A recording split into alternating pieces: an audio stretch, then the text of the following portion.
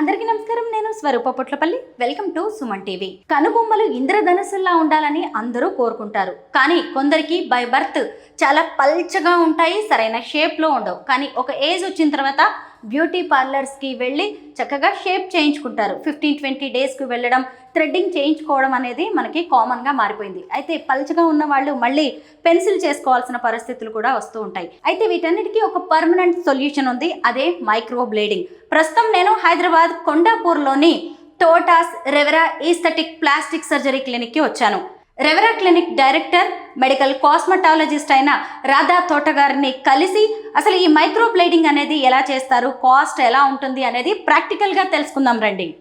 Madam, నేను చాలా రోజులుగా మైక్రో బ్లేడింగ్ చేయించుకోవాలనుకుంటున్నాను. బట్ ఏ డాక్టర్స్ దగ్గరికి వెళ్ళాలి, ఏ క్లినిక్కి వెళ్ళాలనేది సరైన ఇన్ఫర్మేషన్ లేదు.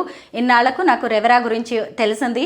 మీరు అసలు ఈ మైక్రో బ్లేడింగ్ అంటే ఏంటో ముందు చెప్పండి. మైక్రో బ్లేడింగ్ అంటే కొంతమందికి కనుబొమ్మలు చాలా పలచగా ఉంటాయి, అసలు హెయిర్ అనేది కనిపించదు. కొంతమందికి థిక్గా ఉన్నా కూడా ఇర్రెగ్యులర్గా ఉంటాయి. వీళ్ళందరికీ కరెక్ట్గా షేప్ చేసి వాళ్ళకి పర్మనెంట్గా, అది కూడా సెమీ పర్మనెంట్. ఇంతకుముందు టాటూస్ తీసుకునేవాళ్ళు. టాటూ కొన్ని రోజుల తర్వాత బ్లూగా మారిపోతుంది. తర్వాత ఒక్కసారి టాటూ వేయించుకున్నాక అది రిమూవ్ చేసుకోవడం అనేది వెరీ డిఫికల్ట్.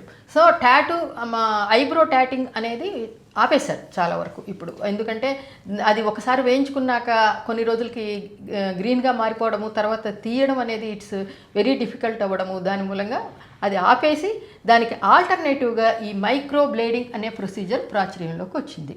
ఈ మైక్రో బ్లేడింగ్లో చాలా ఫైన్ బ్లేడ్ ద్వారా ఈ డై అనే దాన్ని స్కిన్లో సూపర్ఫిషియల్ లేయర్స్లో ఇంజెక్ట్ చేస్తాం. పైగా ఇది చాలా ఆర్టిస్టిక్ ప్రొసీజర్. ఎందుకంటే మీ ఫేస్ షేప్కి, మీ కనుబొమ్మలు ఎలాగ సూట్ అవుతాయో ఆ టైప్ ఆఫ్ ముందే మేము డిజైన్ చేసుకుంటాం. పక్కా మెజర్మెంట్స్ ప్రకారం స్టాండర్డ్ మెజర్మెంట్స్ ఉంటాయి. ఐబ్రోస్ ఎలా ఉండాలి, ఏ షేప్లో ఉండాలి, ఐ లిప్ అంత ఆ యాంగిల్ ఎలా ఉండాలి, అవన్నీ దాని ప్రకారం మేము ముందే ఒక లైన్స్ తీసుకుని దాన్ని డ్రా చేసుకుంటాం. డ్రా చేసుకున్న తర్వాత దాని మీద ఒక numbing gel 1/2 hour to 40 minutes ఉంచాలి నమ్మింగ్ జెల్.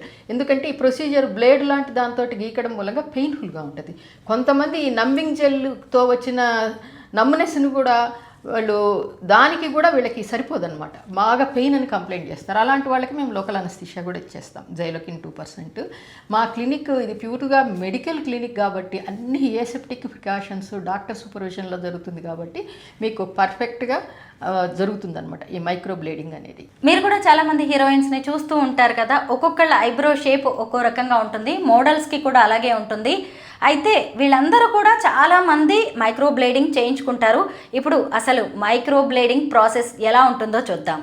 మేడం, ఒక్కసారి మైక్రో బ్లేడింగ్ చేయించుకుంటే ఇంకా పర్మనెంట్గా థ్రెడ్డింగ్ చేయించుకోవాల్సిన అవసరం ఉంటుందా? థ్రెడ్డింగ్ అంటే మేము ఒక ఫిక్స్డ్ షేప్లో ఐబ్రోని ఫిక్స్ చేసేస్తాం కదా, దానికంటే కింద ఒక్కోసారి మీకు కొన్ని ఇర్రెగ్యులర్గా హెయిర్ వస్తుంటుంది, దాన్ని థ్రెడ్డింగ్ చేయించుకుంటూ ఉంటారు చాలామంది. అది మీరు ఈ ఐబ్రో ప్లక్కర్ తోటి కొన్ని మాత్రమే ఉంటాయి హెయిర్, అది అప్పుడప్పుడు తీసేసుకుంటే సరిపోతుంది. రెగ్యులర్గా వెళ్ళి థ్రెడ్డింగ్ చేసుకోవాల్సిన అవసరం ఉండదు. డాక్టర్ గారు, నాకు ఎలాంటి షేప్ కావాలంటే ఎలాంటి షేప్ చేస్తారా? అంటే మీ ఫేస్కి ఎలాంటి ఐబ్రో సూట్ అవుతుందో చూస్తాము, తర్వాత మీరు సజెషన్స్ కూడా తీసుకుని దాన్ని ఆల్టర్ చేస్తాం.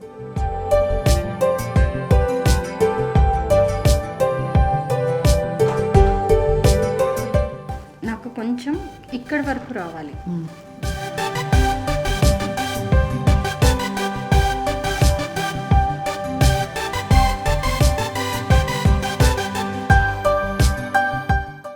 డాక్టర్ గారు, మైక్రో బ్లేడింగ్ చేసుకున్న తర్వాత ఎలాంటి కేర్ తీసుకోవాలి? డై అనేది మీకు మైక్రో బ్లేడింగ్లో సెటిల్ అవ్వడానికి 24 to 48 hours పడుతుంది. ఫస్ట్ 24 to 48 hours మీరు దాని మీద వాటర్ పడడం కానీ కడగడం కానీ చేయకూడదు. లిటిల్ బిట్ ఆఫ్ ఊజింగ్ ఉంటుంది, జస్ట్ టిష్యూ పేపర్స్ తోటి జస్ట్ అలాగా వేసేయండి చాలు. ఆఫ్టర్ 48 hours మీకు సెకండ్ ఆర్ థర్డ్ డే నుంచి ఆ ఊజింగ్ రావడం కూడా ఆగిపోతుంది.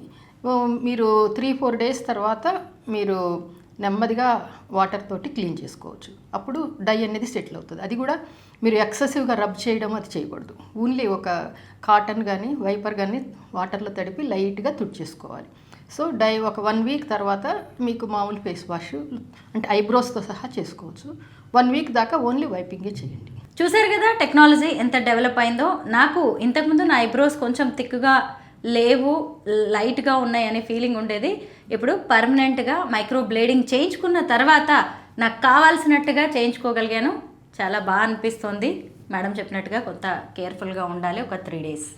మీకు ఏదైనా ఫైనర్ టచెస్ అవి కావాలి, టచ్అప్స్ కావాలంటే ఆఫ్టర్ 2 weeks మళ్ళీ చేయొచ్చు. ఓకే, ఒక్క సిట్టింగ్లో అయిపోయింది కదా మేడం? ఆల్మోస్ట్ అయిపోతుంది. ఏమన్నా కొన్ని ఏరియాస్లో ఇంకా ఫైనర్ టచెస్ కావాలంటే ఒక 2 weeks తర్వాత చేయొచ్చు.